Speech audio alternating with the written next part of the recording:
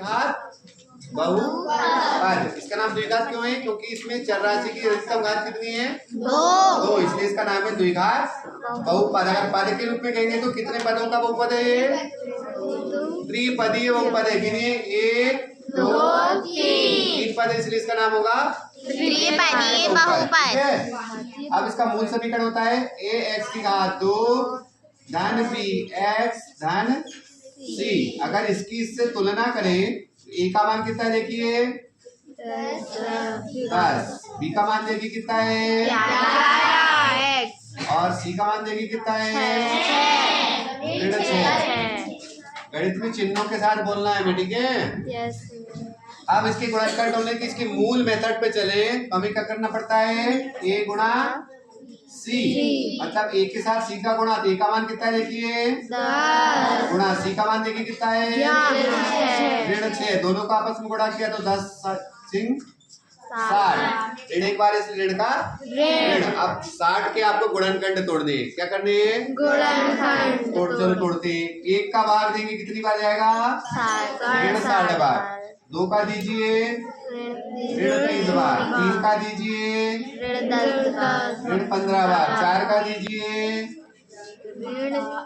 4 का भाग दीजिए 1 मिनट, यहाँ 20 बार आए, यहाँ 15 बार।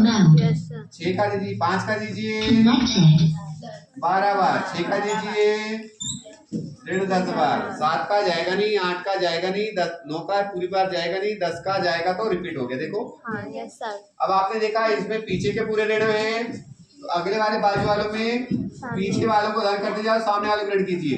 ऋण 1 गुणा 60, ऋण 2 गुणा 30, ऋण 3 गुणा 20, ऋण 4 गुणा 15, ऋण 5 गुणा 12 और ऋण 6 गुणा 10। हमारे पास 60 के कुल इतने गुणनखंड प्राप्त हुए। कितने? 6 इधर और 6 उधर। 12 गुणनखंड प्राप्त हो गए। हुए क्या? इनमें से ऐसा कौन सा? सारे गुणनखंड आपस में घट रहे हैं क्योंकि दोनों गुणनखंडों के चिन्ह कैसे हैं? अलग अलग है ना।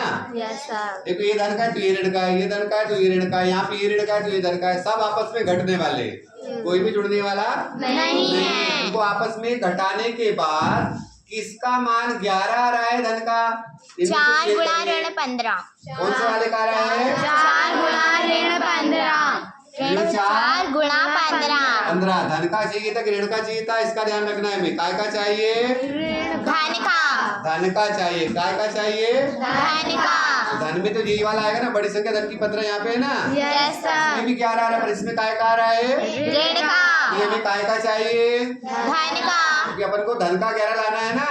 यस क्या लाना है हमें? धन का 11। चलो अब रखते हैं, रखे मान को। ये क्वेश्चन है हमारे पास। चलिए 10 x की घात 2 धन 11 x ऋण 6। चलो मान रखिए 10 का तो 10, x की घात 2 का x की घात 2, धन का 11 की जगह क्या लिखना है हमें?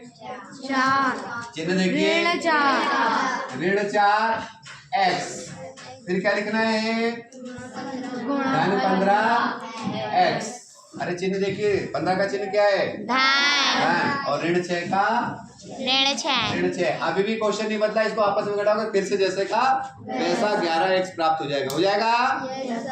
चलिए अब देख रहे होंगे 3 खंड के हमने 4 बदल दिए, मतलब 3 को 4 में बदल के 2 जोड़े बना लिया। अब पहला वाला जोड़ा है यहाँ पर 10 x की घात 2 और 4 x लिखा है।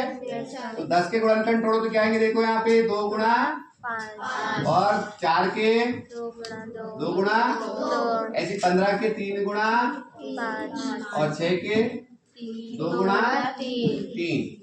अब देखो पहले वाले गुणनखंड, पहले वाले जोड़े में दोनों के पास कौन दिख रहा है? 2। एक बार 2 दिख रहे हैं दोनों के पास, तो 2 बार आएगा। दोनों के पास x भी दिख रहा है। x भी बार है। यहाँ कितना बचा देखिए? 5 बचा और एक बार का x बचा, तो क्या 2 बार दे।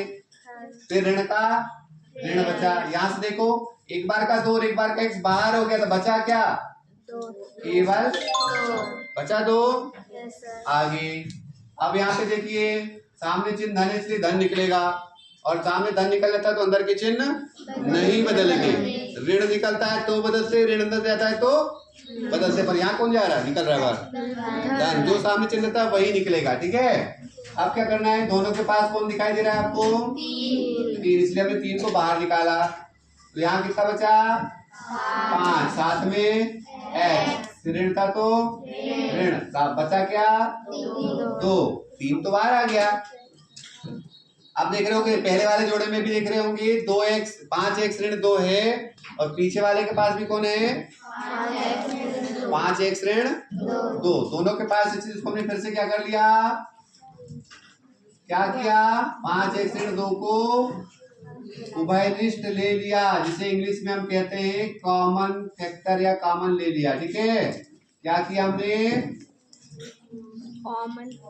उभयनिष्ठ लिया या कॉमन लिया, है ना।